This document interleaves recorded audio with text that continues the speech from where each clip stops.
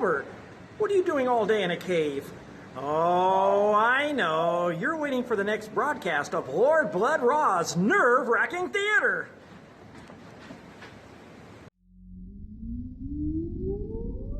Countdown for blast off. X minus 5, 4, 3, 2, 1. Fire.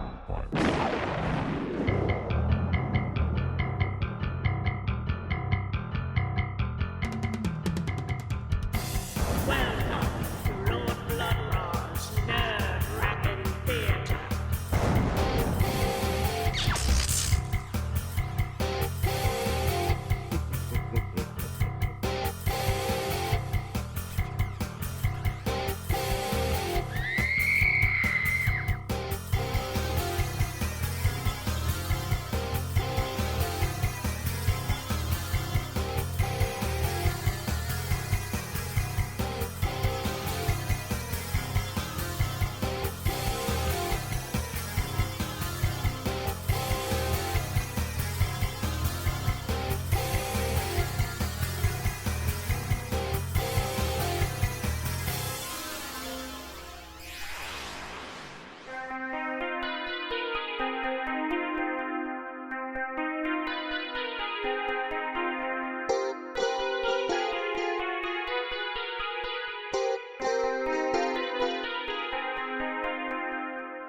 Ah, my lords and ladies, geeks, geekerellas, geekulas, and geekeritas, I am Lord Blood-Rah, and this is Lord Blood-Rah's nerve-wracking theater. Edgar Allan Poe. Just his name evokes images of ancient, crumbling castles and violent lightning storms torturing the night, filled with unimaginable horrors. From his macabre poems like The Raven and The Conqueror Worm, to his horrific short stories, The Telltale Heart, The Black Cat, and The Pit and the Pendulum, Edgar Allan Poe's works still chill the blood to this day, some 170 years after his death. Now, many movies have been made based on his writings. Some are very faithful adaptations, some very loose.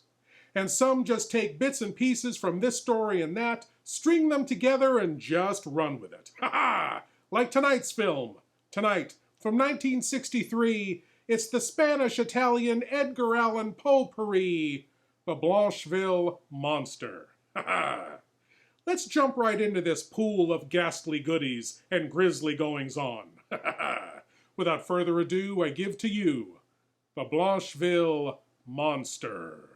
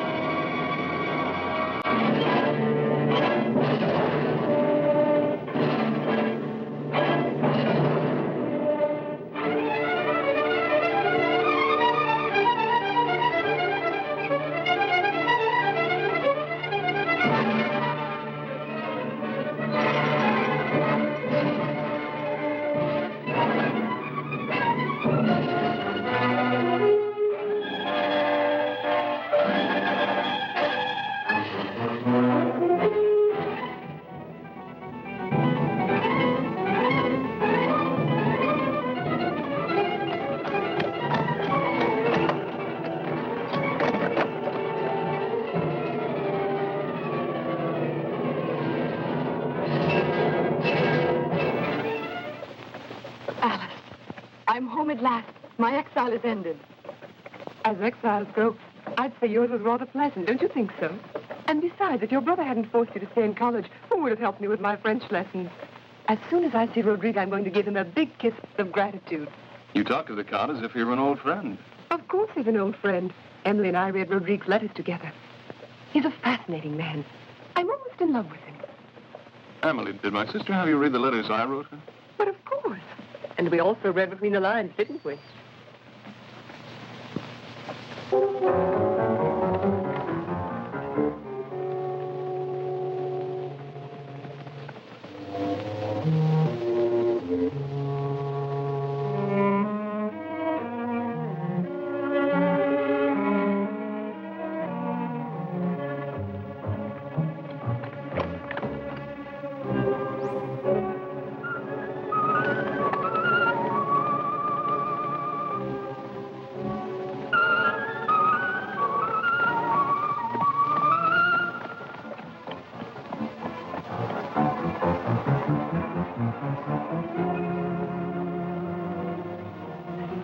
Welcome back, mademoiselle.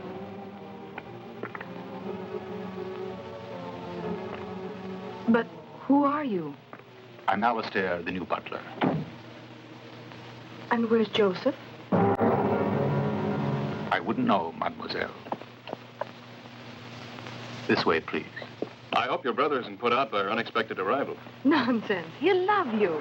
Well, I hope so. Because the weather doesn't seem to be of the same opinion.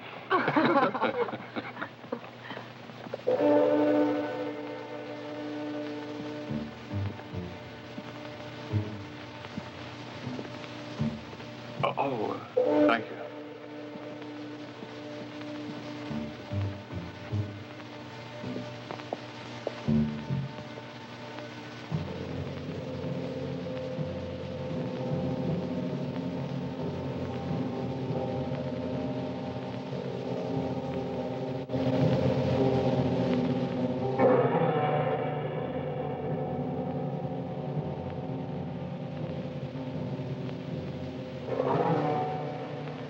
What is it? When I left the castle, my father was still alive. But weren't you here when your father... No. It was her brother who told her.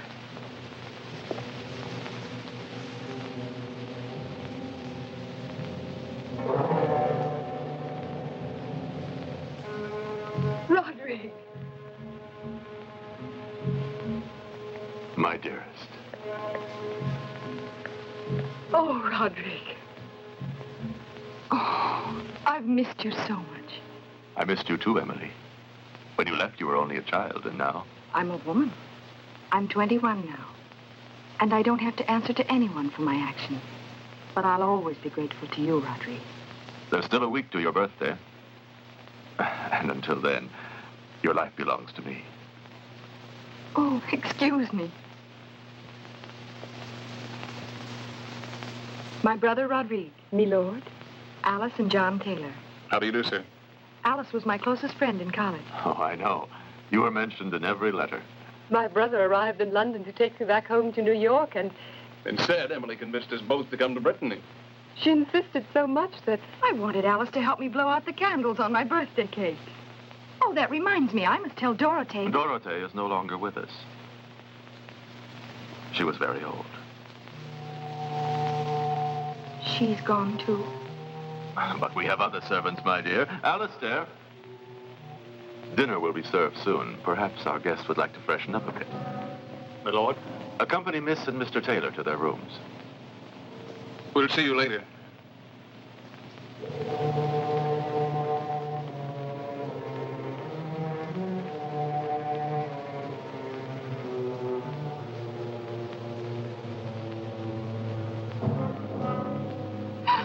Oh, Roderick, forgive me. Forgive me, but to return home like this after our poor father. There's nothing to forgive, Emily. I understand, my dear.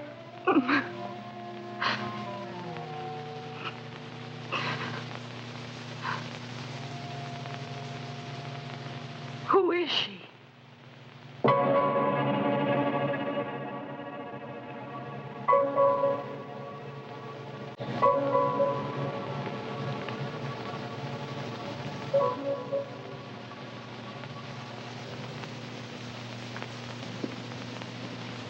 Welcome back, mademoiselle. Thank you. Miss Eleanor. Our new housekeeper. Everyone seems to be new here, Roderick. Miss Eleanor deserves our thanks for the way she manages the house. Thank you, my lord. I also hope to gain Miss Emily's trust and confidence very soon. Go now and make yourself beautiful. And remember, you are now the lady of the castle. Accompany my sister to her rooms.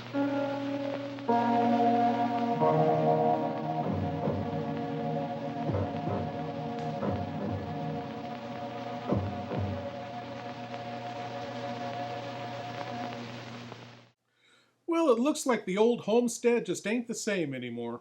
What with Emily's dad gone and all the old servants traded in for new ones. I will say this, though. That Miss Eleanor must be a pretty good housekeeper. I haven't seen a cobweb or a bat circling overhead yet. She is kind of creepy, though, you know? It's almost like I can feel her eyes on me even now, just... Don't you have an Iron Maiden to go dust or something? We'll be right back. Hey, want more Lord Blood-Rah? Introducing Lord Blood-Rah's Cathode Zone, the new weekly series available only on Patreon. Each week, Lord Blood-Rah presents classic horror and sci-fi episodes from the golden age of television. The first episode is up for free at patreon.com/Lord Blood-Rah, with a new episode dropping every Friday exclusively for Patreon supporters. Help support the show and get access to this new weekly series, only at patreon.com/Lord Blood-Rah. That it could happen in America. That it could happen now. That it could ever happen to me.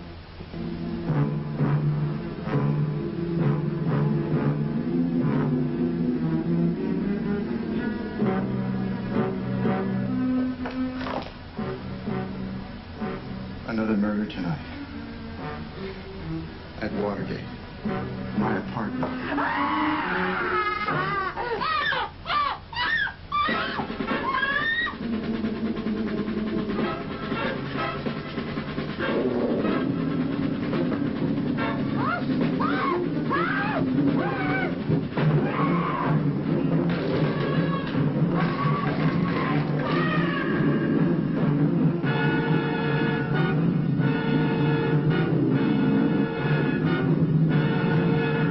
You must issue the order that he be taken alive.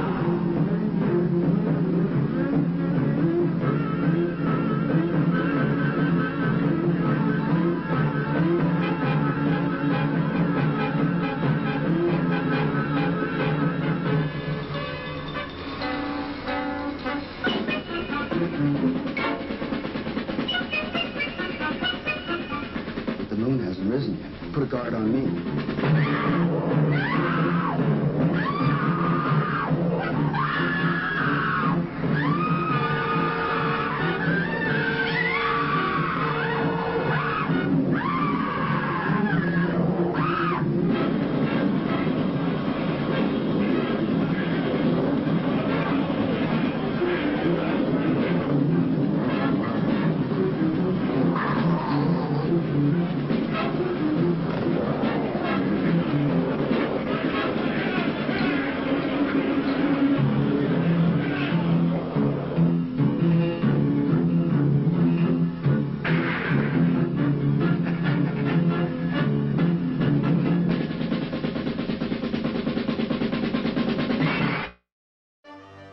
Like monsters?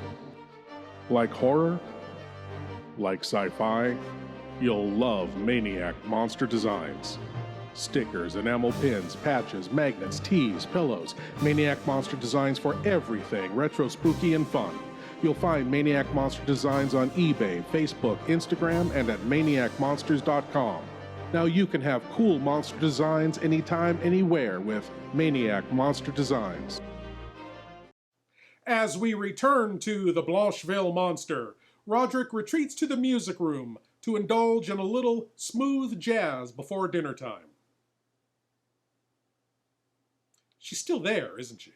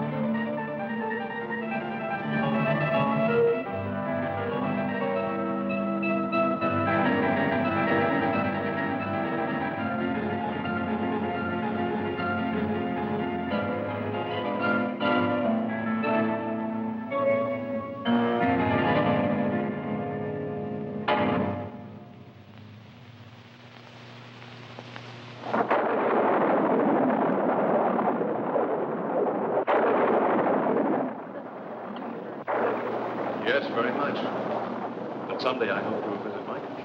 I imagine you've been to America, my lord. What do you think of it? Well, I appreciate America very much. But being so young a country, it has a lot to learn. We can always enroll the whole nation in an English college. Oh, no, I've just come out of one.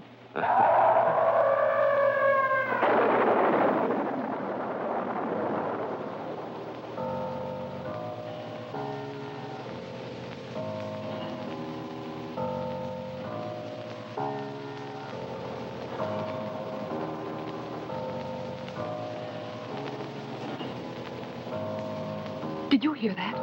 You needn't fear, Miss Alice. It's just a storm drawing to a close. No, not the thunder. The scream.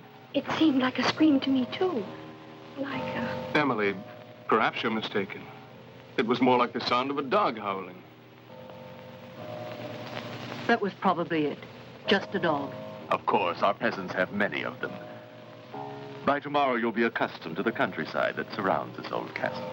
Oh, I'm being silly. I'm afraid your sister is very excitable, Mr. Taylor. Good evening, Doctor. Good evening. The Count has been expecting you.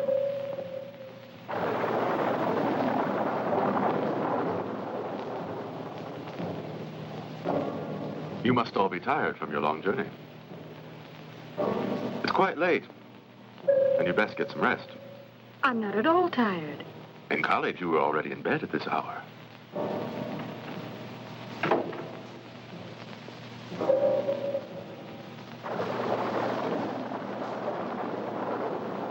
Good evening. I'm terribly sorry I couldn't make it in time. But your patience prevented you. It seems that for a doctor, a watch is useful only for taking pulses.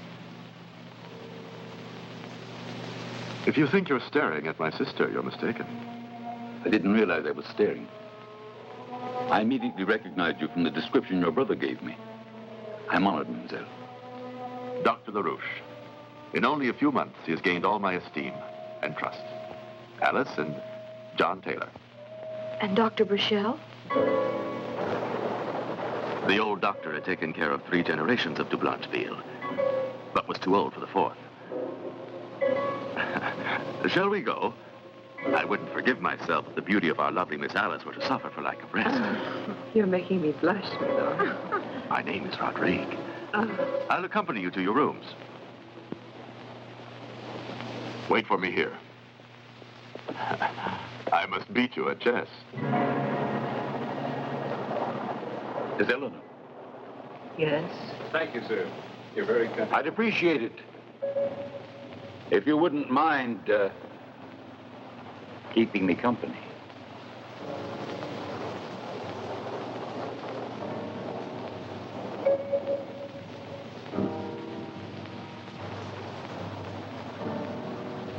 Well, then?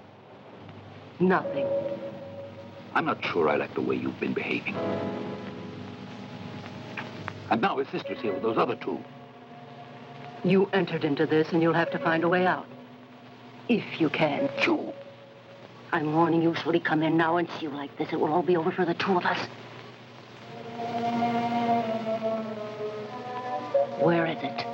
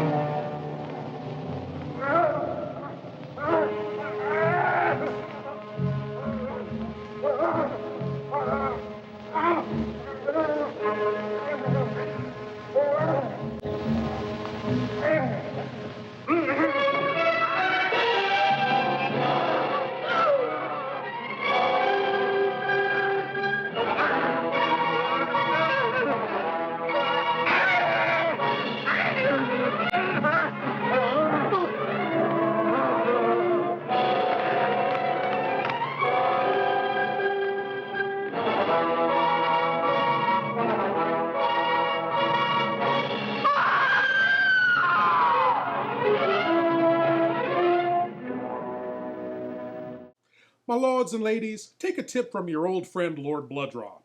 If you ever stay the night in a creepy castle during a thunderstorm and you're awakened by strange, agonized screams, don't get out of bed.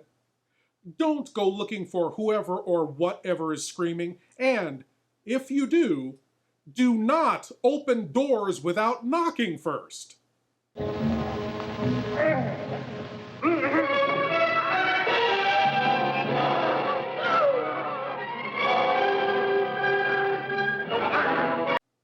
You are simply not going to like what you find. Plus, it's just rude. Ain't that right, Bubbles?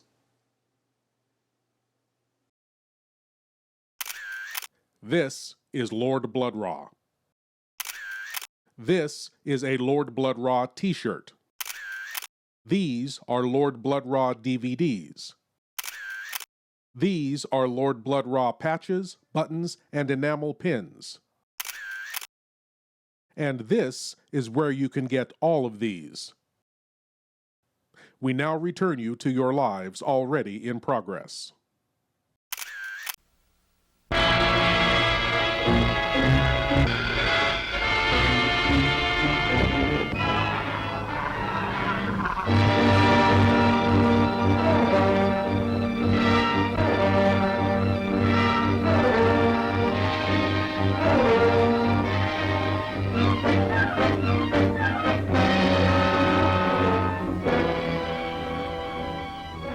Say goodbye, Jules. You never left me without saying goodbye.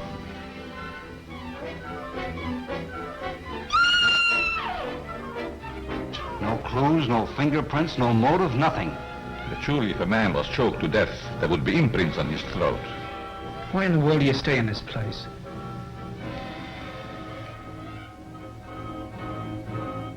We can't leave.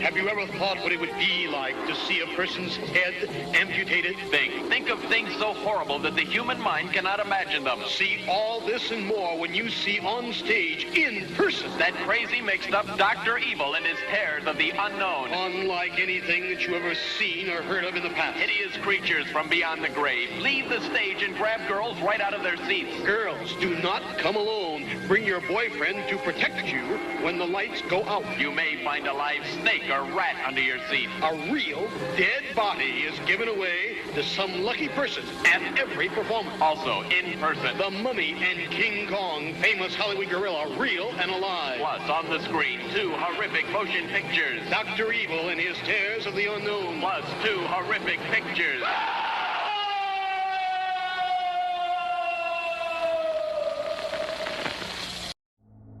All the cool things. You want all the cool things. But where can you find all the cool things? It's all right here at NovemberFire.com. All the cool t-shirts, all the cool DVDs, all the cool masks. Be extra cool and tell them Lord Blood-Rah sent you. All the cool things at NovemberFire.com.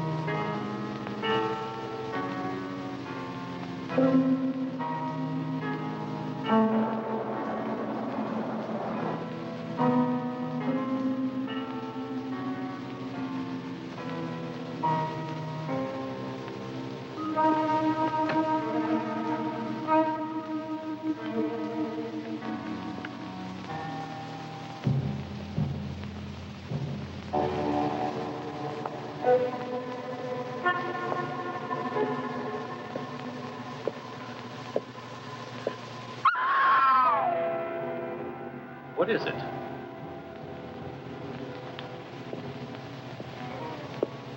Do you need something? No. That is, up in the tower, I saw... Oh, my God. Will you tell me what you're talking about? I tell you, there was a man. I saw him. He was a monster. And his hands were all covered with blood. He was shouting. I tell you, I There's saw... no one in the tower. Are you sure that it wasn't just your imagination? No. It couldn't have been. I tell you, I really saw him. And he was together with your housekeeper, Miss Eleanor. Eleanor.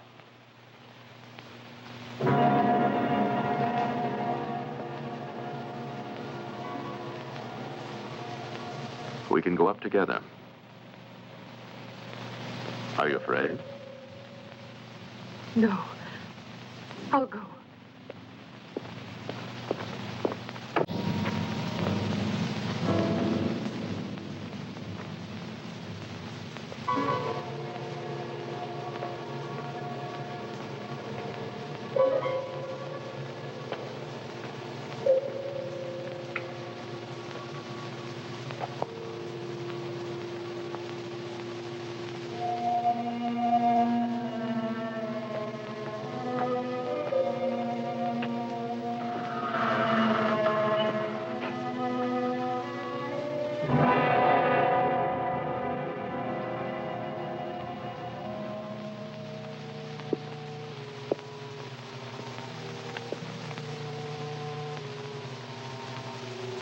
Are you convinced now, Alice? And yet, I'm sure it was in this room. It's just an abandoned room in an old tower. Exactly as one would imagine in a dream. Go to your room now and get some rest.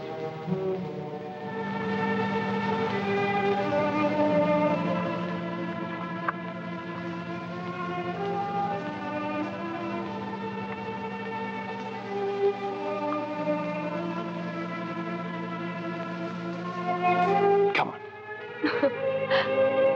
Hurry. Let's run. Come on.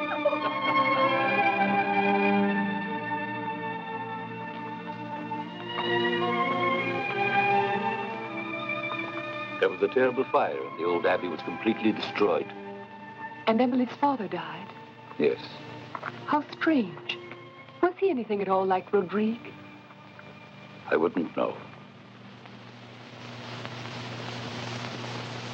One is surrounded by sadness in these ruins. On the other hand, your brother seems to be enjoying his vacation here. And why not? He's in love with Emily. It's only natural. Emily's very lovely. But she's at the Blancheville. What do you mean? Oh, nothing. It's that she belongs to one of the noblest families in Brittany. And I don't think your brother realizes what he would be up against. You mean that a de Blancheville cannot fall in love with a John Taylor? Oh, of course, there's no law to prevent Emily. But there are certain prejudices that exist in these families. And if one is not kin to them, it's advisable to stay away. You're implying that my brother and I should leave the castle? No, I didn't mean it that way. Your presence is refreshing. But come to Blancheville. Even Rodrigue seems to welcome our presence here, and it's not just a matter of good manners. And I was told as much last night. Are you sure? Yes, quite sure.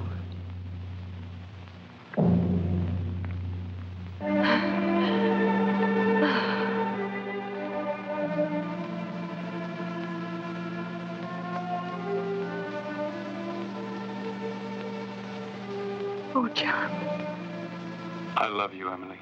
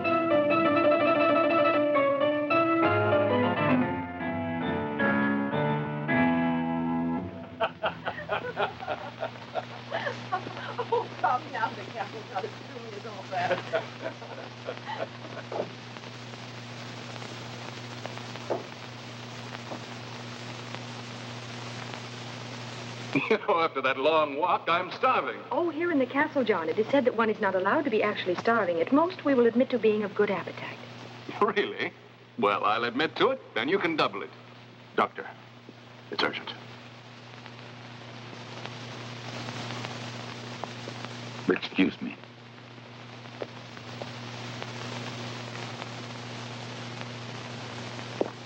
If you wish, tea will be served very shortly in your rooms.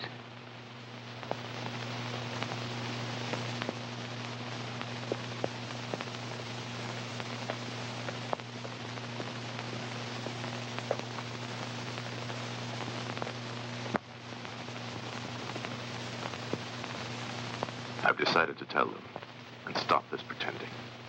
Why did you have your sister come back? You could have avoided... I couldn't prevent her. It's her home. If anything happens to her, you'll be responsible.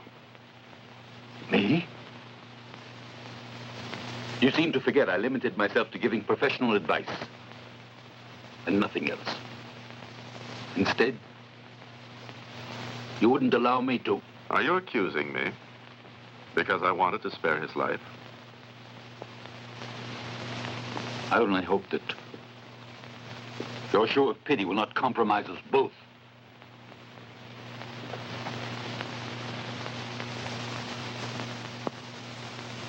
We must go now. Your guests are waiting for us.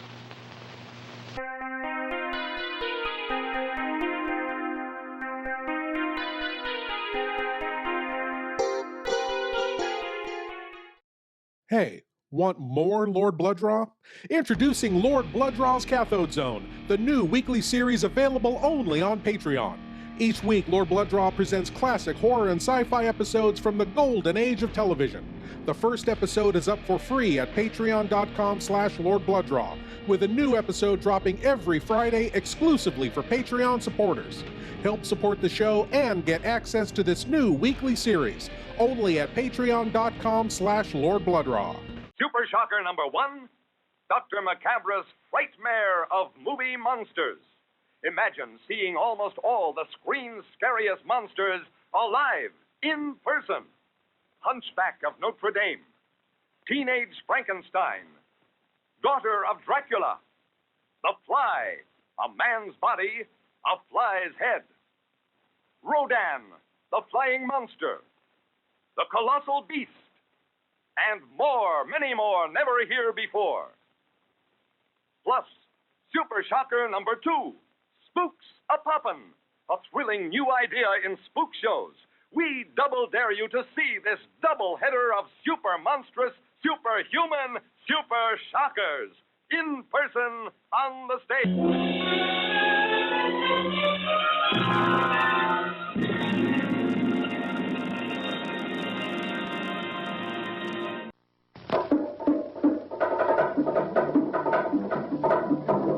Coming to this theater soon, The Beast of Yucca Flats. Filmed on the burning hot sands by Yucca Flats. See terror, panic, murder.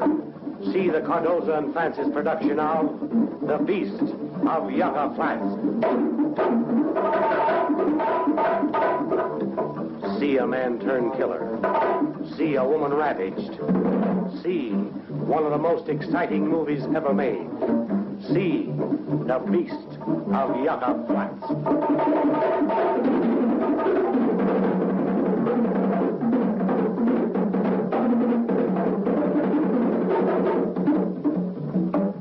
A killer on the loose.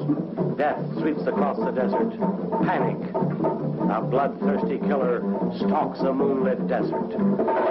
See The Beast of Yucca Flats.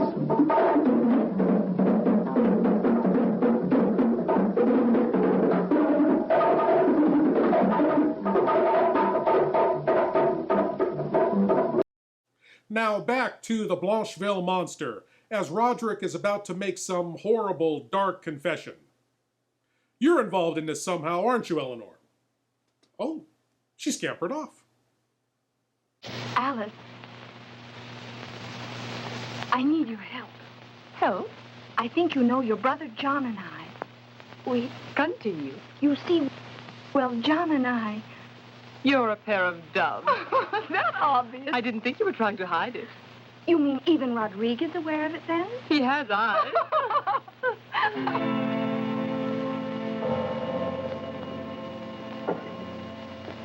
Miss Alice. Roderick, what's wrong? I don't know what you'll think of me, but I hope you will forgive me for having purposely deceived you last night. Emily, you must prepare yourself for something unpleasant. What is it? When I wrote you that our father perished when the old abbey burned down, I lied. You lied? Yes. He's alive. He's not dead? Oh, Rodrigue. But why did you let me believe he was dead? Because he's so horribly disfigured. You must realize, I had to uphold the good name of de Blancheville. I had to. Your father. I actually saw him then. Yes. Try to understand me. Perhaps I shouldn't have done it. Until last night, I was still hoping to be able to hide the truth. But now... You knew it? No, nothing. I was sleeping when all of a sudden I heard a scream. I looked everywhere for John's room, and without realizing it, I found myself in that cell. That woman was there. She wanted to give him an injection. I saw her. She was there torturing him. Nonsense. He wanted to escape. It's true. In fact, he's escaped. And if you hadn't interfered, it wouldn't have happened. I was injecting a sedative prescribed by the doctor. He's right. He fled into the forests. Etienne and his men are already searching for him. Let's hope they find him. He's very dangerous. But he's so old. Besides, he's my father. I'm going into the woods to look for him. He'd never harm me. Come back here. What you don't realize is that it's you he wants to kill. But he's my own father. Emily, sit down.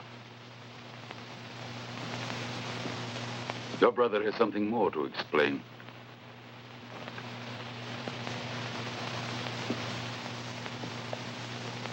Speak up before it's too late.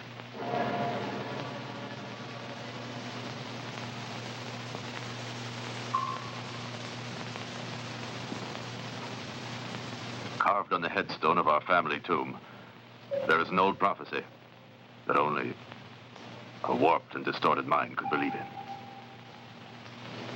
It says that the house of de Blancheville will end with this generation if a female descendant reaches the age of 21. Exactly. 21? Your birthday is on the 23rd of October. Which means in exactly 5 days.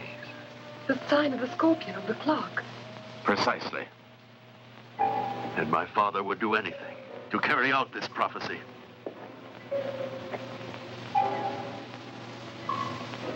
And that's why he wants to kill you, Emily.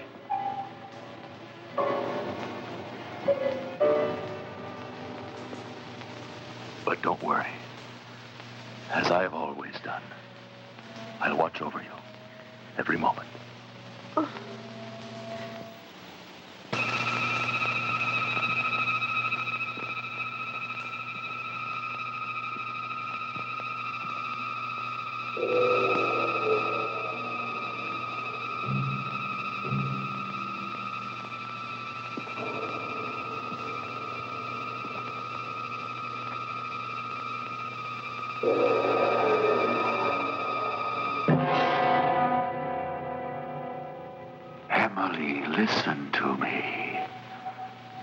I'm entering your sleep.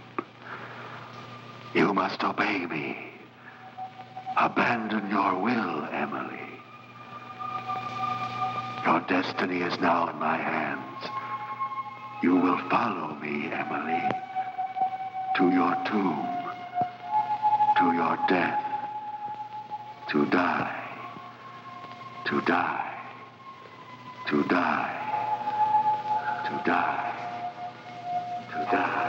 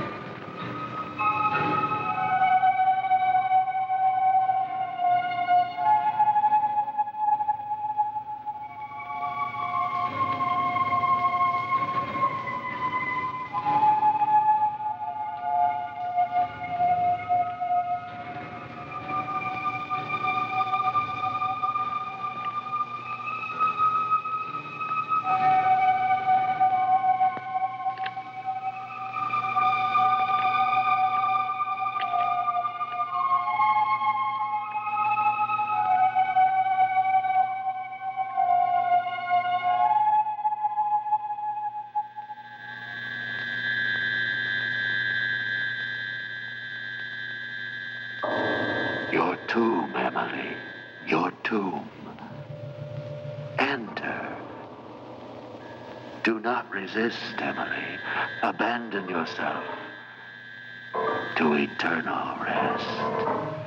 All torment will end with the sweetness of death.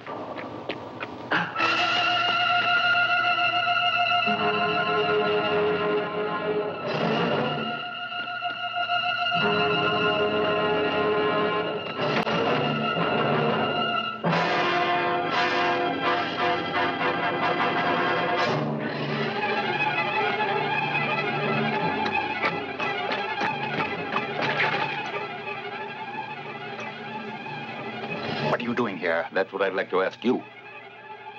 I saw her when she left the castle. In fact, before the others find out, let's take her back to her room. Well, this is a fine homecoming. First, Eleanor thinks her father is dead. Then she finds out he didn't burn to death, he just got a little crispy. And now her deep-fried daddy is trying to kill her. She should have stayed in college. Sharing a dorm room and living on cafeteria food had to be better than this. Dance, baby, dance, come and dance with me. Hear the beat of the pounding sea. Ride, baby, ride, come and ride with me. Let your feet go easy. What do you make of this? Where does the other end go? It dumps into the ocean. It looks exactly like the South American Fantigua fish. I hope you can take one alive, Sheriff. I still believe that a human clawed that girl to death. The Beach Girls and the Monster, starring John Hall, Sue Casey, and the glamorous Watusi dancing girls from Hollywood's famed Whiskey A Go-Go nightclub. Music by Frank Sinatra, Jr. You got a monster in the surf. Chicks, do you have a problem? You won't have after you meet the monster on the beach. high school. Play it cool. Beauties in bikinis, laughing, singing, surfing, sinning. Beach party lovers making hey hey in the moonlight while the monster waits and watches. Yeah. This one will kill you.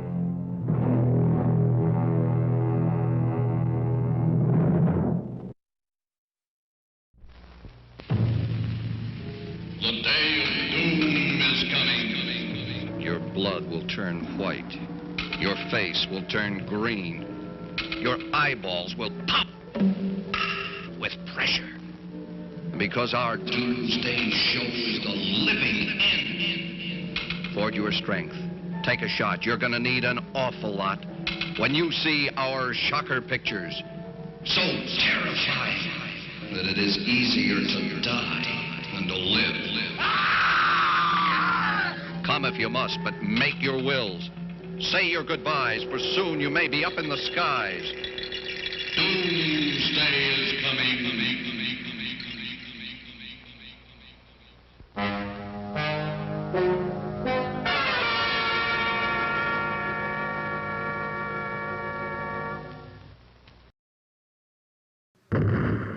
From the depths of hell comes The Devil's Messenger, starring the master of mystery Lon Chaney and Karen Cannon. You could leave my message.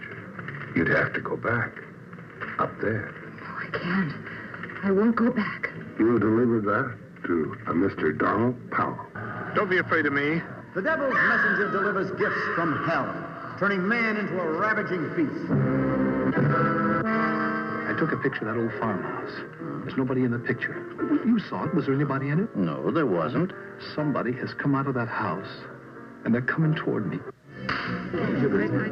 Back from the dead, his lovely victim seeks revenge for her horrible death at the hands of a man driven mad by a gift from hell, trapped in her icy tomb until the Devil's Messenger exposed her nakedness in her crystal prison. Now let's get down to here.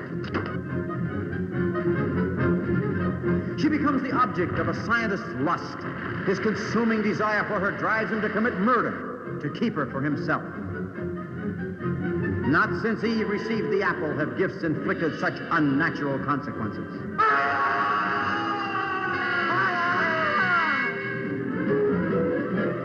Tonight at midnight, you will be dead. Just how do you intend to kill me? I have no idea. I don't even know you. Crystal ball foreshadows doom, for it is the plaything of the devil, and only he can change the events it foresees. You must see what the Devil's Messenger has in store for you.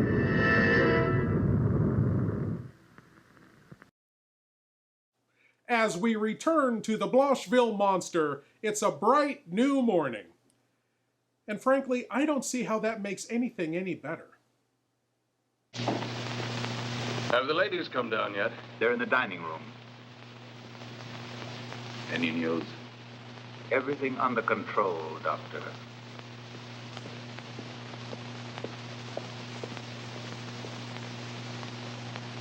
You're not drinking your tea? Oh, John, did you find him? No, not yet. But where's Emily? She was always the last one to get up in college. She's probably still sleeping. But yesterday she was already up by this time. Oh. Don't be so impatient, and now sit down and eat your breakfast. We'll be right down, dear. Fine.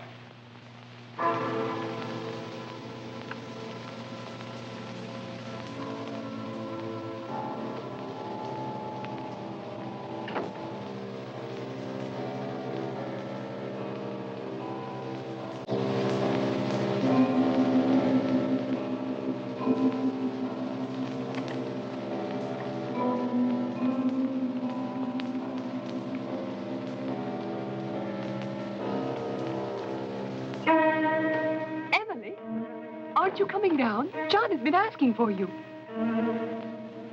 Emily.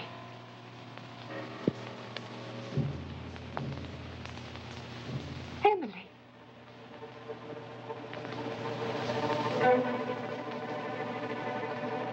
What is it, Emily?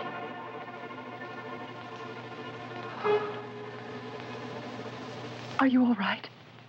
You don't feel well? No, I don't know. Didn't you sleep last night? Yes, very deeply. Did you have a bad dream?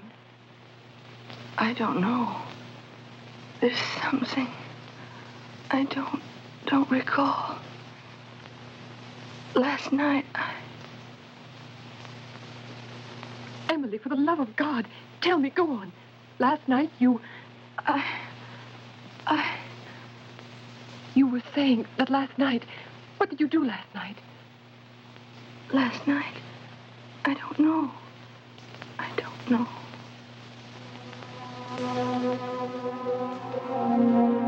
Emily.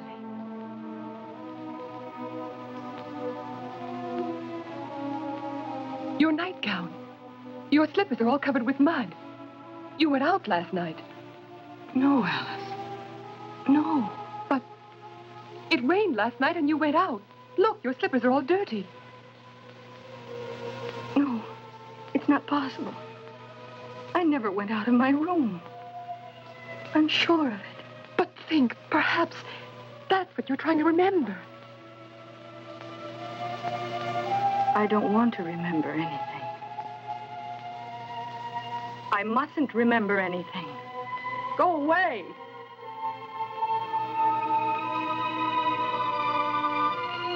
Oh, forgive me. Forgive me. But I feel so strange. I'll be all right in a moment. I'll join you in a few minutes.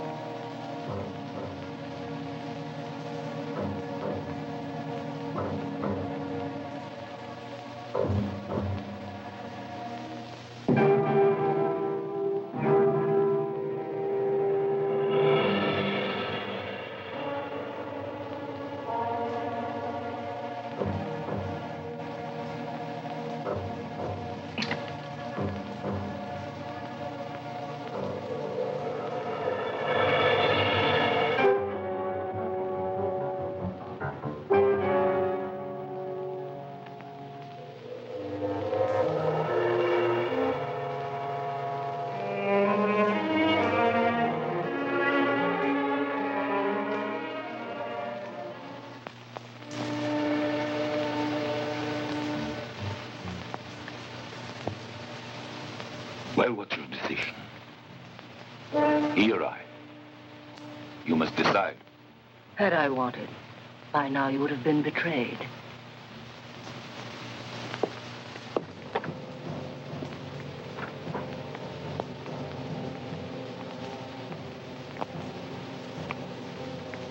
How is she? It's nothing serious. She's resting now. Well, I hope you're right. I don't think you realize what Emily means to me. I can imagine. And for this reason, I assure you that it's not the case to worry.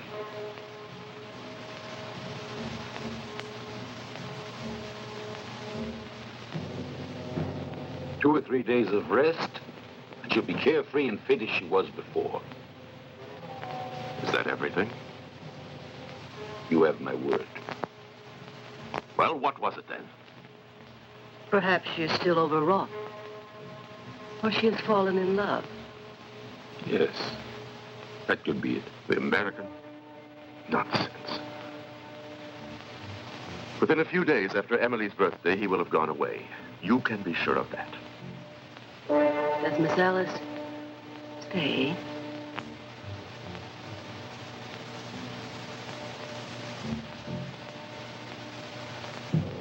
And why should she remain?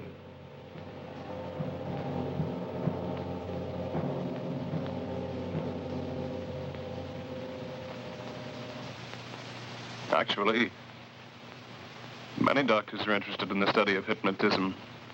Of course, but if you consider Emily's condition, it's a strange coincidence.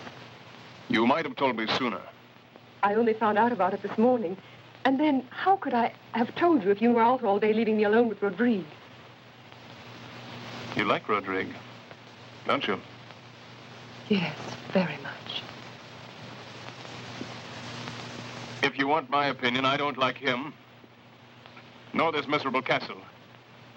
As far as I'm concerned, they can have it. Good night, Miss Eleanor. Good night, my wife. They've gone to bed. It's time you go and get some rest. It's midnight. You'll see Emily will soon be better if we both watch over her. In this gloomy atmosphere, Emily's buoyant, young, and jovial. But in this manner, how can you help feeling anything but moody? The servants in this place, the walls, everything here seems morose and deathlike. John, please. I'm sorry. Forgive me. I'm very worried for Emily. I've got to convince her to come away with me.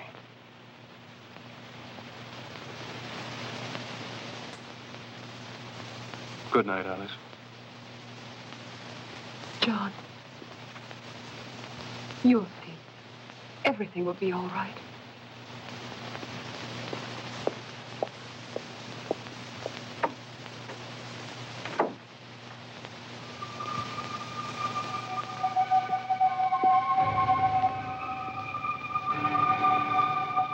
Emily.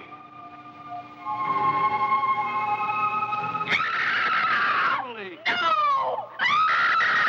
I don't want to die. Leave me.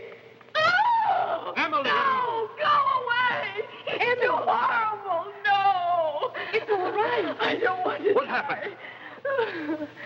What are you doing here? I was about to go to my room when she appeared as if in a trance. But as soon as I tried to shake her out of it, she screamed as if awakening from a nightmare. Oh, leave me. Don't touch me. Leave her alone.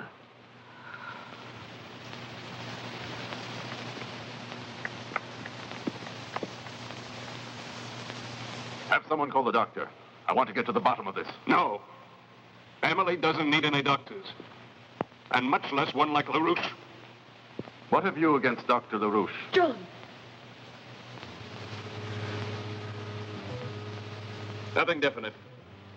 But I'll soon know enough to make a formal accusation. If you have any accusations to make, please do so immediately.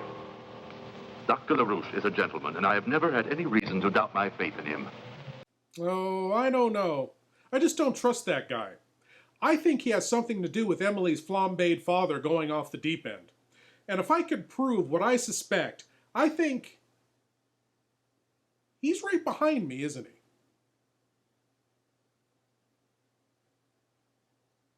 Hey, want more Lord Blood-Rah?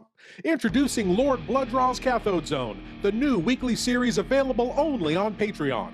Each week, Lord Blood-Rah presents classic horror and sci-fi episodes from the golden age of television. The first episode is up for free at patreon.com/Lord Blood-Rah, with a new episode dropping every Friday exclusively for Patreon supporters. Help support the show and get access to this new weekly series, only at patreon.com/Lord Blood-Rah.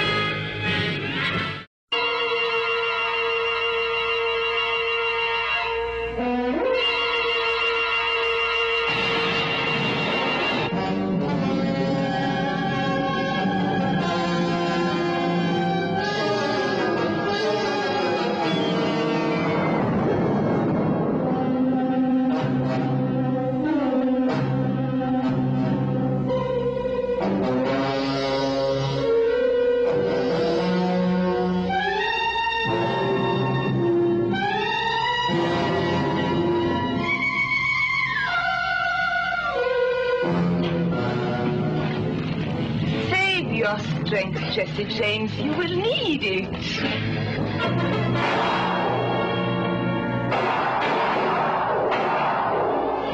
Your bullets can't hurt me.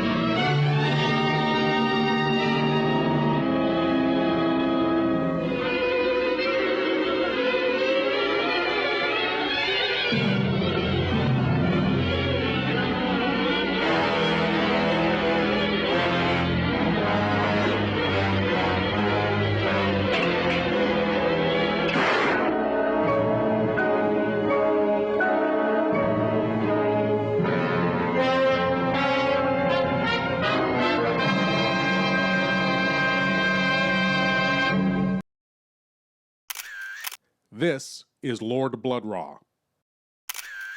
This is a Lord Blood-Rah t-shirt. These are Lord Blood-Rah DVDs. These are Lord Blood-Rah patches, buttons, and enamel pins. And this is where you can get all of these. We now return you to your lives already in progress.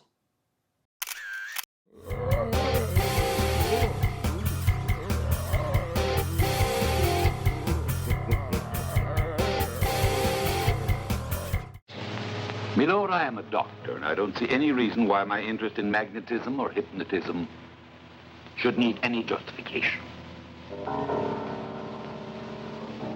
I'm sure that you will admit that Mesmer's book may have aroused a certain curiosity, fantasy in Miss Alice. Milord, believe me. The art of hypnotism is now recognized by many doctors and may one day be a part of medical study, despite the barriers of an ignorant society. I truly hope you haven't been using my sister Emily as a guinea pig for your experiments. Because if you have been, you'll have... You're wrong.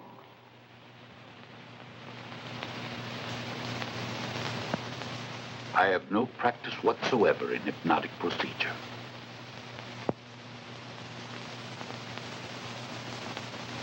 But there is no doubt the girl's state of prostration is a condition that resembles most accurately what is referred to as a hypnotic coma. A hypnotic coma? And what does that mean? It's difficult to talk when you're under accusation. However, I can tell you what is now afflicting Emily is no passing illness. I assure you it's something much more undefinable, affecting not only her body, but threatening inexorably to kill her spirit. This is all very vague. Exactly. What you have yet to explain to us, Doctor, is Emily's helplessness and her transformation. In only a few hours, she's become a useless creature. Deprived of any will to live. That's exactly it. Deprived of her own faculties. Emily seems to be the victim of a slow and ever-progressive case of poisoning. Of poisoning? Yes, sir. It's not her body that is threatened. It's her spirit. Then what would you say was the best cure for her? I wouldn't leave her alone. And that's the reason I insisted she stay outdoors as much as possible. I know of no other cure that could help her. You're of the same opinion, Mr. Taylor? Yes, of course. But... She's coming down now. I think that I've been acquitted. Oh, don't go. I could have easily satisfied your curiosity personally if you'd asked me information about my book. But... It's all been cleared up, Alice. There's only one really effective cure for Emily. And that is to free her from the nightmare of her insane father. Quiet, she's coming.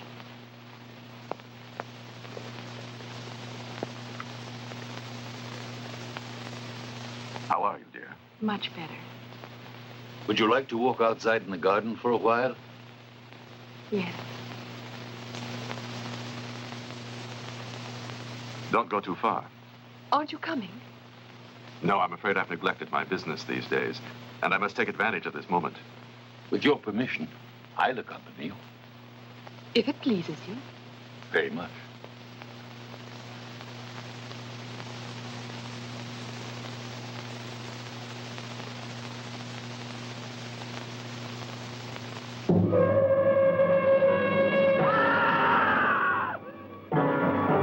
Over there!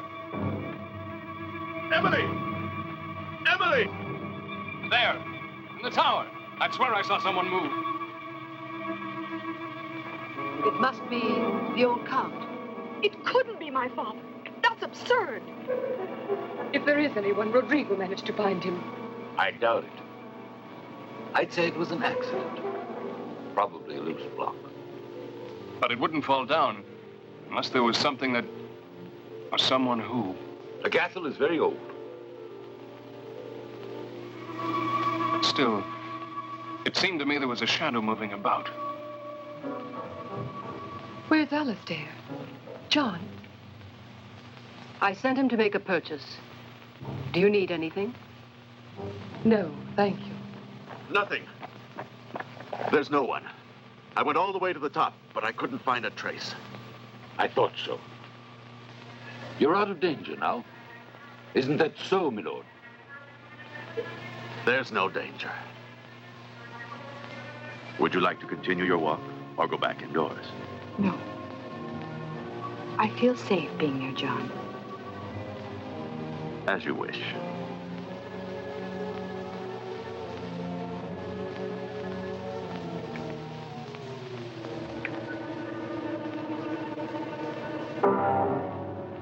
Miss Eleanor, would you come with me a moment, please?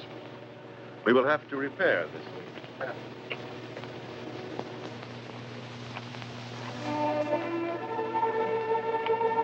As soon as you're well again, you'll come with us to America. It would be wonderful. I can promise you that. Roderick would never consent to my leaving. Tomorrow is your birthday. And there won't be any need for his consent.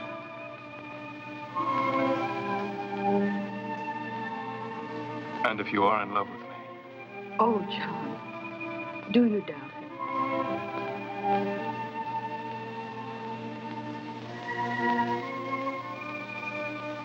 I'm sure that if we could have met under different circumstances, you would now have another opinion of me. But why do you think so? Because you're a woman who's very easily influenced by outward appearances. You mean that I'm superficial? The opposite. If you have a fault, I'd say it's something to the contrary. A hypersensitivity. Obviously, Count Rodrigue has made quite an impression, hasn't he? I didn't know I had to reveal my impressions. I maintain, however, that Rodrigue is a gentleman as there are very few. Of course. I know that you don't include me in those few. And yet I would do anything to have you change your opinion. I didn't say that you... Please don't. You don't have to explain. It's quite clear. You're in love with him and I with you. While on the other hand, he loves another. Another? Oh, no. It was just... Please don't misunderstand me. There exists no one else.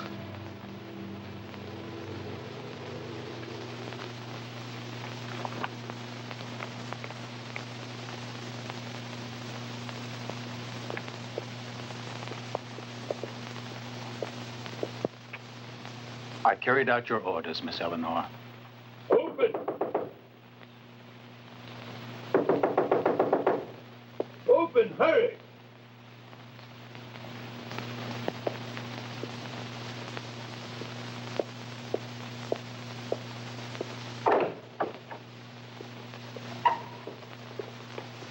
She's only fainted. Carry her up to her room. Alistair? Did you want something, Miss Alice? When did you come back? Come back, Miss Alice. Didn't you go into town on some errands? Ah, yes. I went to purchase some medicines for Miss Eleanor. For Miss Eleanor? For Mademoiselle Emily, I was sent by Miss Eleanor. Perhaps a doctor can tell you, Miss Alice, if it was he who prescribed the medicines. I? Oh, yes, it's possible. Dr. LaRouche, I'm sure, better than anyone else, could inform you on all matters concerning this castle. Do you wish anything else, Miss Alice?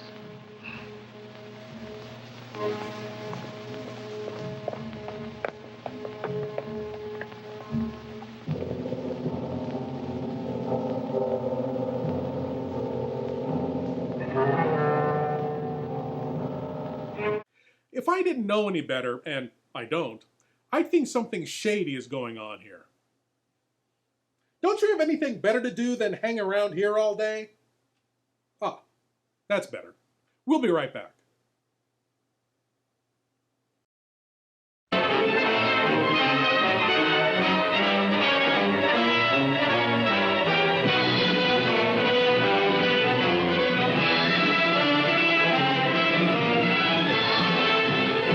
Bound by no earthly law, possessing weird and enormous powers, these strange teenagers from outer space invade the Earth and prepare to possess its women. Nothing can stop their deadly advance. Earthmen are no match for their superhuman powers. They blast the flesh off humans. A moment before, she was a beautiful young girl. Now, she's a skeleton.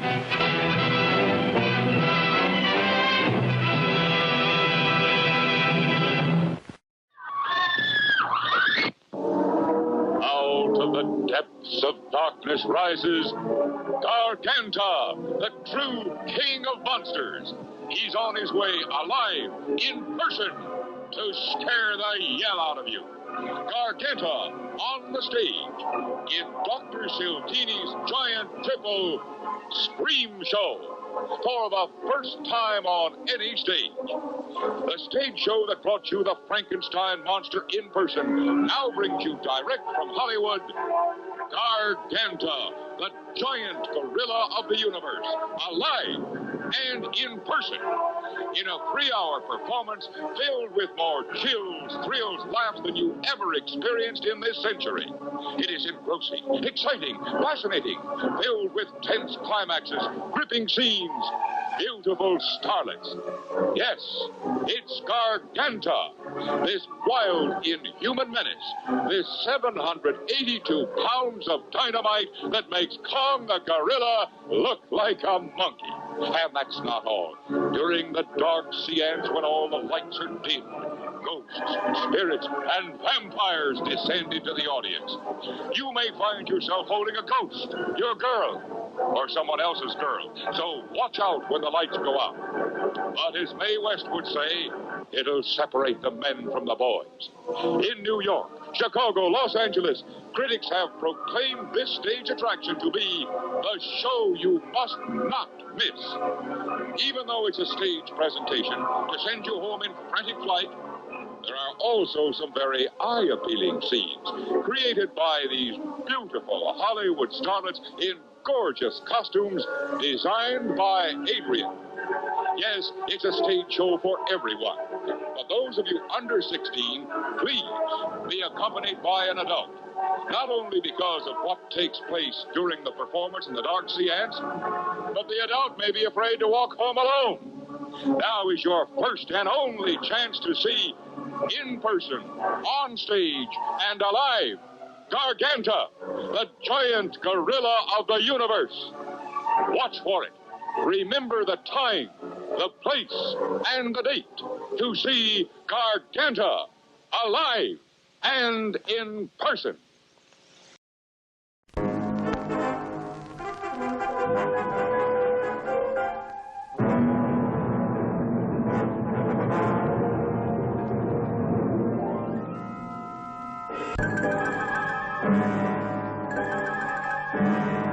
This one has plenty of fight in him.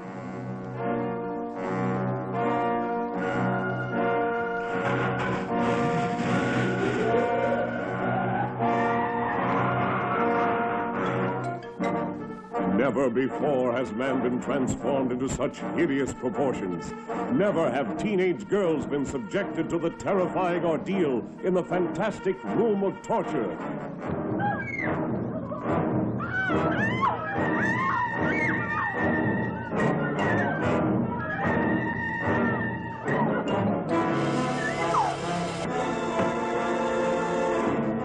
Prisoners on this island of the mad must fight desperately to preserve a sane and conscious mind.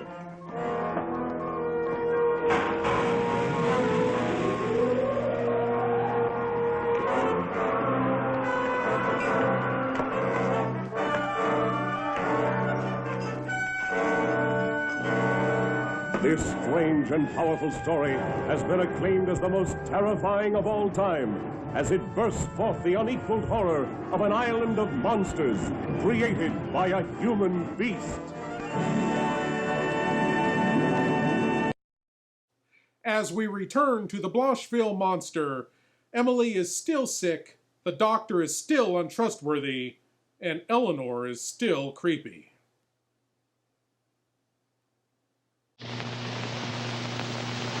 Emily. Emily, dearest. It's me, Rodrigue.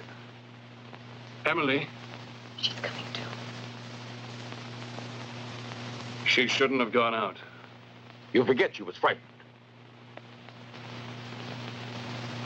She needs rest. Alice, could you stay with her until she's fallen asleep?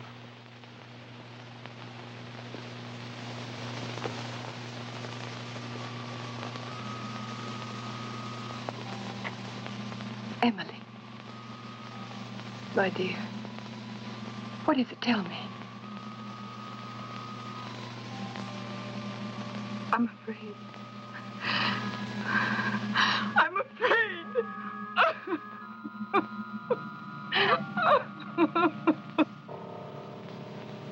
No. It's not the walk that made her worse. The cause must lie somewhere else. She's terrorized. Emily lives in the fear that someone is going to kill her. If they haven't found the old count as yet, I'll find him. I'll find him even if it takes the rest of my life.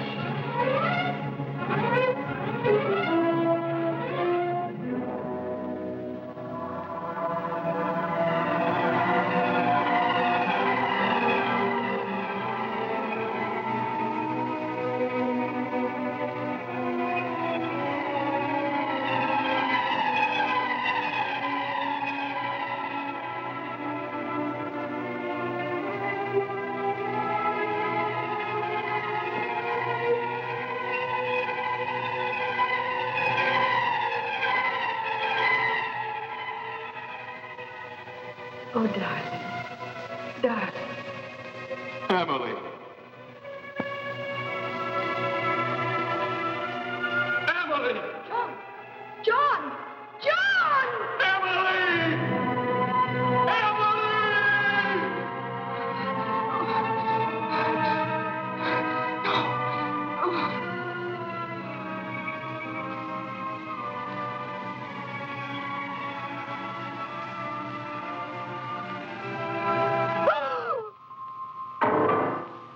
Your medicine.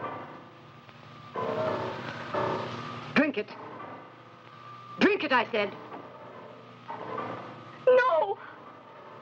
What? Give me that glass. Let go. Let go, I said. Give Have it you to me, gone I mad? said. No. What's going on? Emily screamed. She was poisoning her. What are you talking about? What's in that glass? Why don't you answer?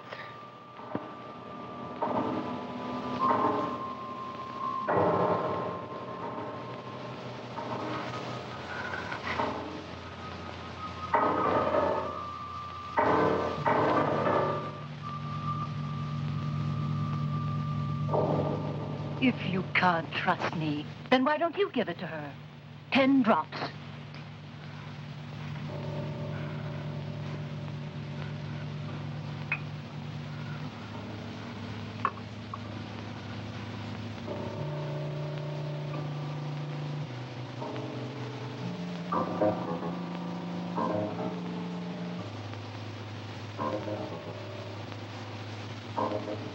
Drink it, Emily.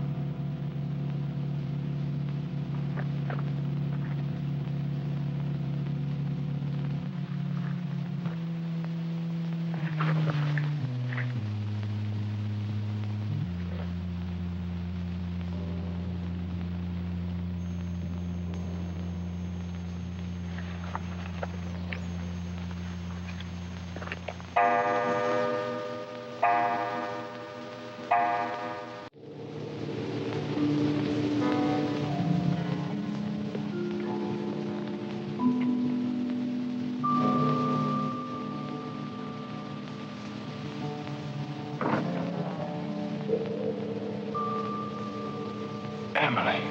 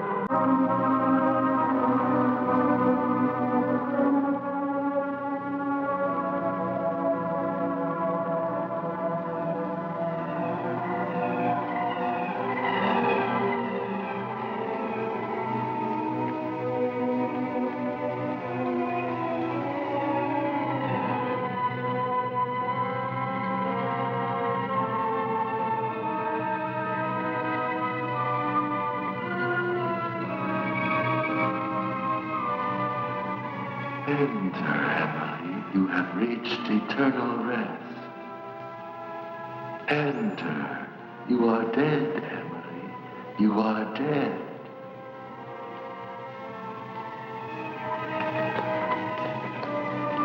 Emily! Emily! Emily, it's me. Emily. Emily, don't you have that?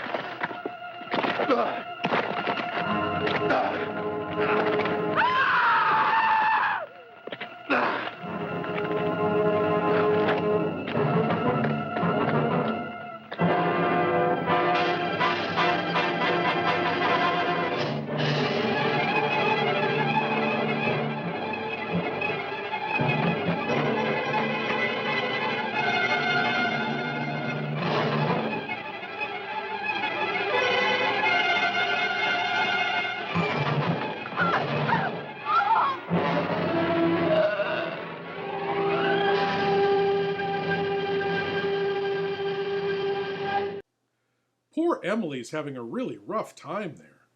I'd say under the circumstances, passing out was her best option. It always works for me. Anytime I find myself in a tight spot, you know, like trying to come up with something interesting or funny to say when all you people are out there watching and you're all just, you know, sitting there waiting for me to say something entertaining or funny, and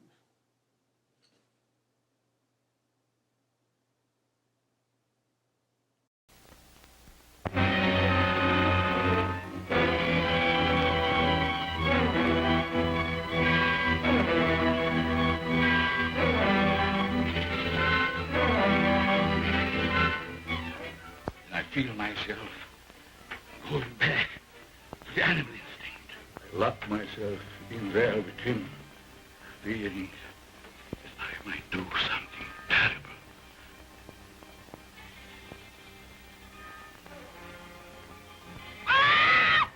Billy! Billy!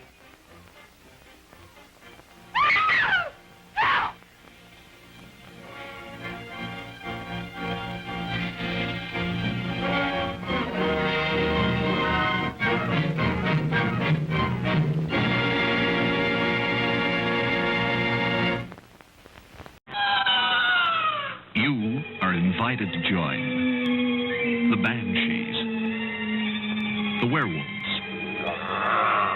the vampires, the gooks, who are all coming to our Halloween convention of spooks. You'll enjoy this lively group if your blood doesn't end up in the soup. Practice your screams. Break out your shrouds. Tighten your nerves. And join the crowds at our convention of spooks.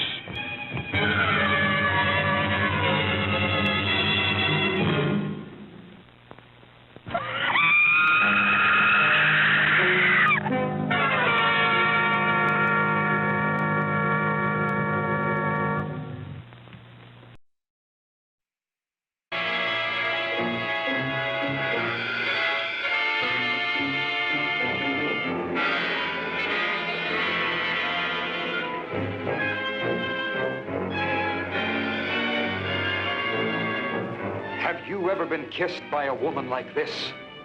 This is the story of an adventure so fantastic and horrible as to make a man of science doubt his senses.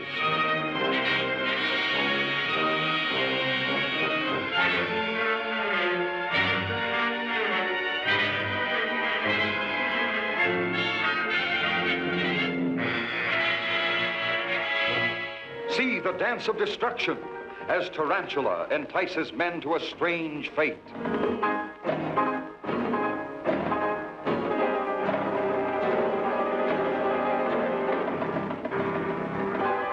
Lost women, lost because they were born without human souls. Children of abominable deviltry and twisted science, unleashed by insanity. He has human beauty and intelligence, still possesses the capacities and instincts of the giant spider. Who could have shot him? Nobody shot him. Look, these are not bullet wounds. What could have killed him? I don't know. I hope we won't have to find out. Aren't you afraid, Grant? I'm scared stiff. If you're frightened, what do you call him? I'm getting out of here. The terror of mortal man, paralyzed with fear, bereft of reason, facing the horror of the giant hexapod.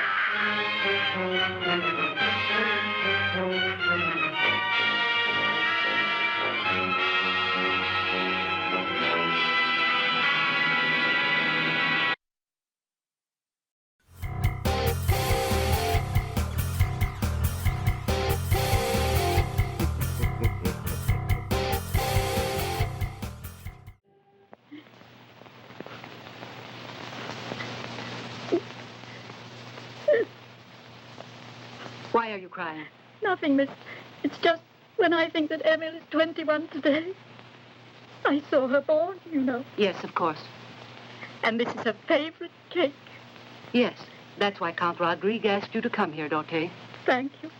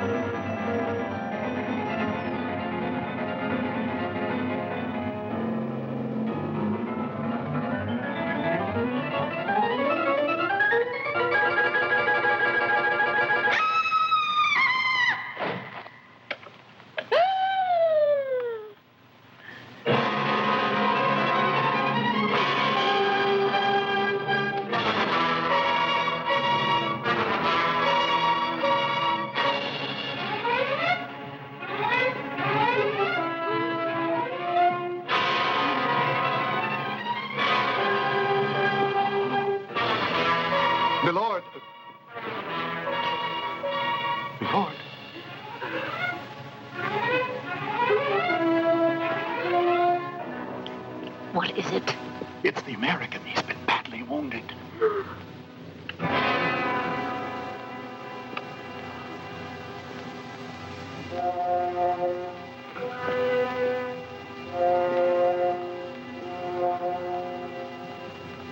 John! Oh, John, darling. John.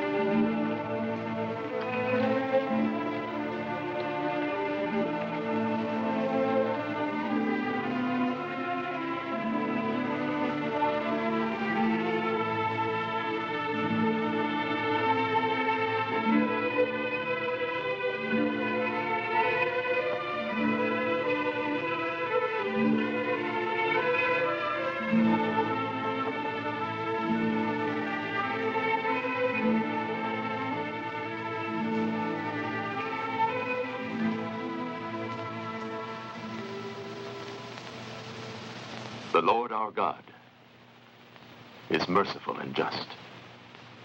Lendeth our dear departed, O Lord, thy perpetual light. The righteous shall be remembered in eternity, and shall not come to suffer infamy. The Lord hath done good things. Creator and Redeemer of all the faithful, concede unto thy servants the remission of sin. I'm not dead, Roderick. Why can't I open my eyes? Why can't they hear me? I must move my hands. My hands, they'll see. They'll know I'm not dead. If only I could speak. If only I could shout. I'm alive! I'm alive! Our hearts to weep. Forever, amen.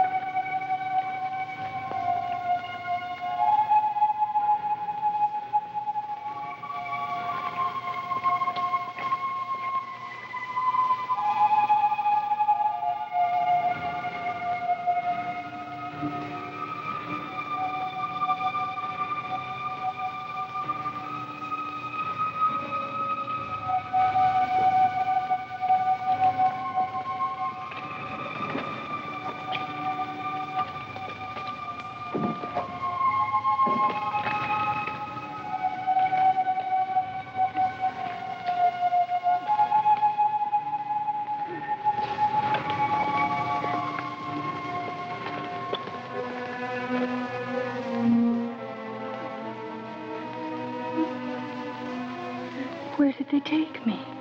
Roderick, don't leave me here. Don't leave me alone. Where am I? I don't want to stay here, Roderick. Save me, Roderick. I'm alive. I'm alive. There's someone near me.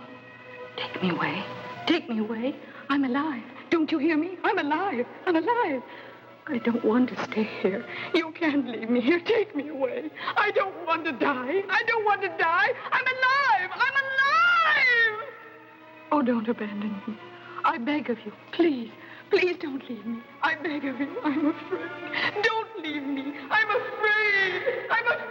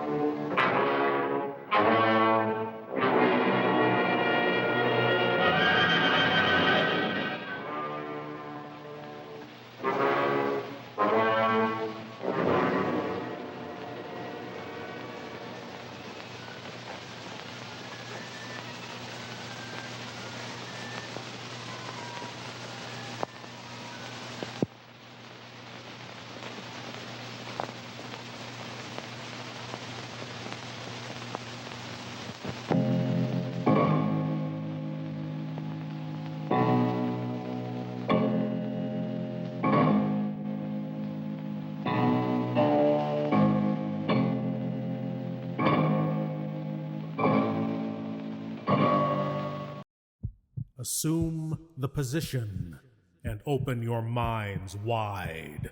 It's time for your cranial cavity search. Yes, my lords and ladies, the cranial cavity search. Here's a chance for all you great geeks out there to prove your geek cred by showing what you know. And tonight's cranial cavity search question is: in the 1960s, the great B-movie master Roger Corman famously made a number of films based, many very loosely, on Edgar Allan Poe stories and poems. Which of these Roger Corman films, with titles taken from Poe's works, was actually not based on a Poe story? Which of these movies was not from an Edgar Allan Poe work?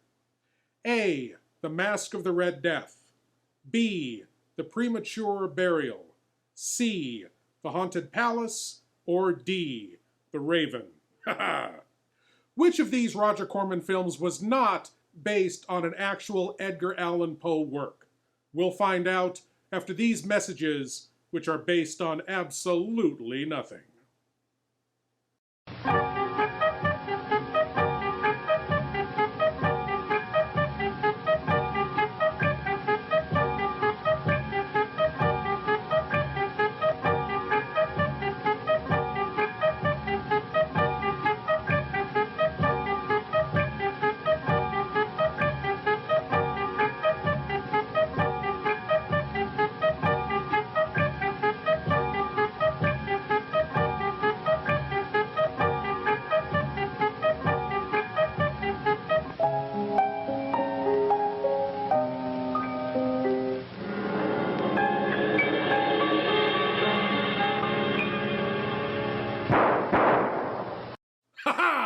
And the answer to tonight's cranial cavity search question: which Roger Corman film with a title taken from an Edgar Allan Poe story was not actually based on a Poe story?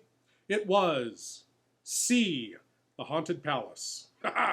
Yes, The Haunted Palace from 1963, starring the great Vincent Price and Lon Chaney Jr. Though the title is taken from the Poe poem The Haunted Palace, the movie is actually an adaptation of H.P. Lovecraft's The Case of Charles Dexter Ward. Roger Corman was starting to get tired of doing Edgar Allan Poe movies after having produced The House of Usher, The Pit and the Pendulum, Tales of Terror, and The Raven. In spite of their great success, he wanted to branch out into works of other great horror authors. The studio, good old American International Pictures, agreed, but just to ensure its success, they slapped a Poe title on it and sold it as another Edgar Allan Poe film. But now, on to the creepy conclusion of The Blancheville Monster, where poor Emily has been sealed in a tomb alive. Is this the last we'll see of Emily? I still suspect that doctor, and I think Alice does too. Wait, Alice. You have no reason to suspect me, believe me. Because I also want to take revenge for Emily's death. What? Yes. I'm certain that she was killed. The same person also attempted to murder your brother. John knew that Emily had left the castle last night. But Emily died in her room. In her bed. No. Emily was led to this abbey almost every night. Every night? But then, you mean you knew it and didn't say anything?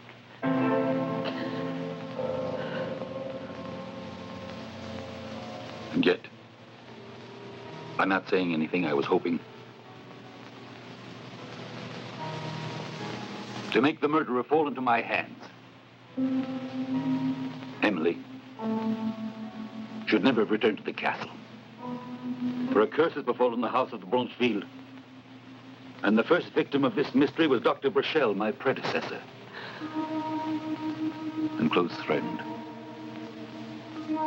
It was he who looked after the old count who was horribly burned when the abbey caught fire. Before dying, he said, "I will never leave this castle alive." He was killed? I'm sure of it. Burchell was killed because he knew the old count wasn't insane. And he never agreed with Rodrigue's supposition. Then you think that... When the doctor died, I took over.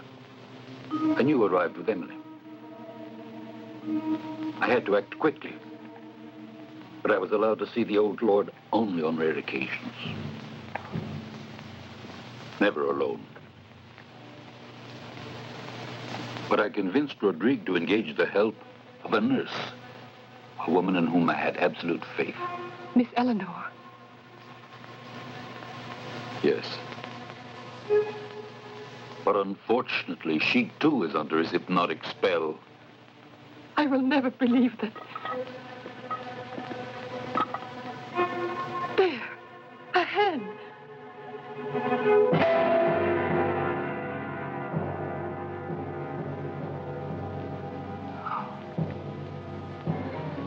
Wait here.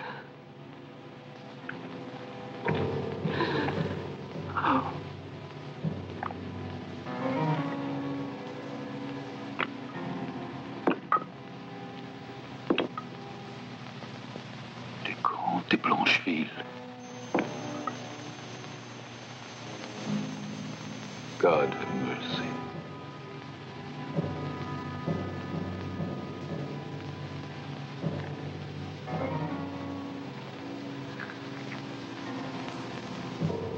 Murdered. He's been there 2 or 3 days. Well then, Emily and John... I know, Alice. You wait here. I must return to the castle. Wait here.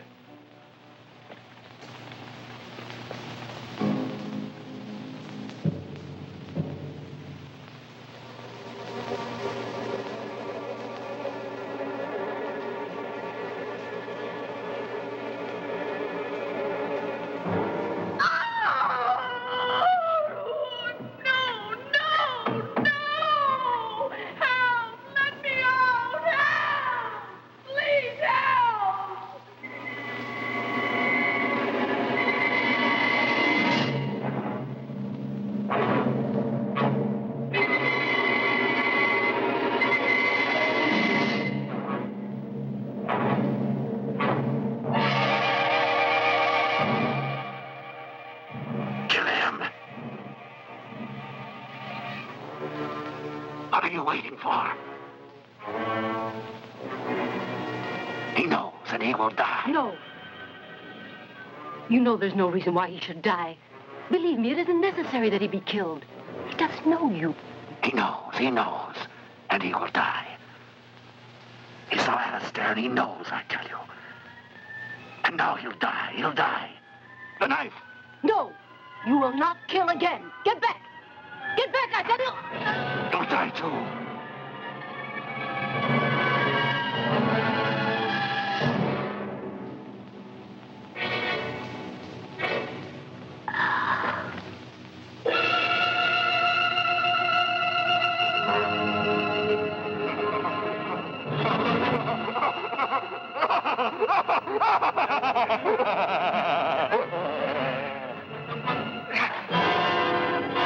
It's you. But then... Yes, it's me. But you won't live to tell anyone. Because you'll die, like Emily. Emily's dead. And you, her own brother, killed her. I had to. The prophecy. The family prophecy.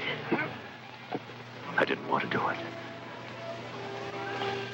But after all, what is the death of a useless creature compared to the life, the future of the dead Blancheville? You're mad. You're out of your mind. Even if you do kill me, you'll never escape punishment. Blood-Rah! The deception is over. And now get back. There's no one to save you. You can no longer accuse your father of the crimes that you committed. You're a murderer.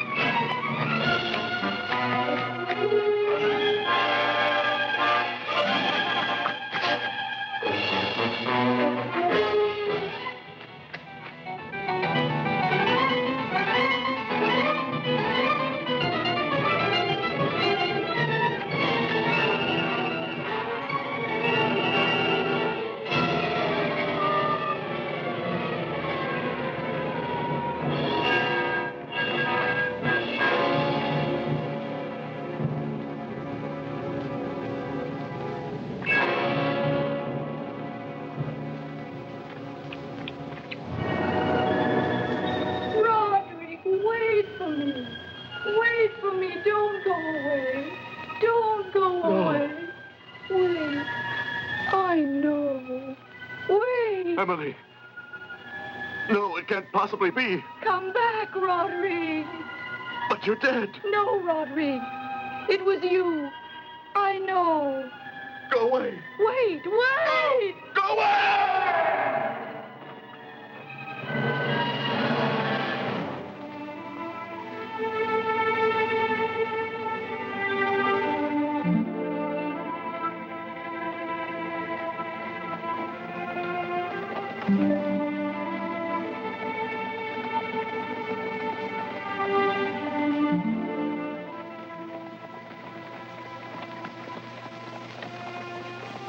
And when is the wedding? I'll let Emily decide. What do you think would happen if I asked them the same thing? He was about to ask me, but he forgot. I'm still waiting. Well, if that's a proposal, the answer is yes.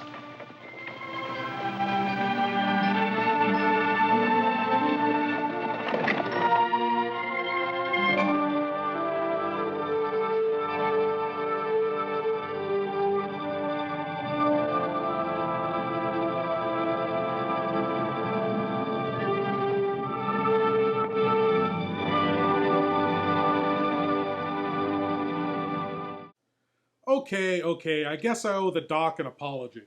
Oh, you too, Eleanor. You're creepy in a good way. And, speaking of creepy, Emily snapped back from being buried alive by her psychopathic brother pretty quickly, didn't she? Just kind of shrugged it off as one of those things. I don't know if that's strength of will or total denial, but either way, I'd say get some therapy, just to get some perspective on the whole thing. Anyway, my lords and ladies, I want to thank you all for watching, and I want to invite you all back again next week when we'll do whatever this is all over again. Ha! As always, I am Lord Blood-Rah saying, geek out.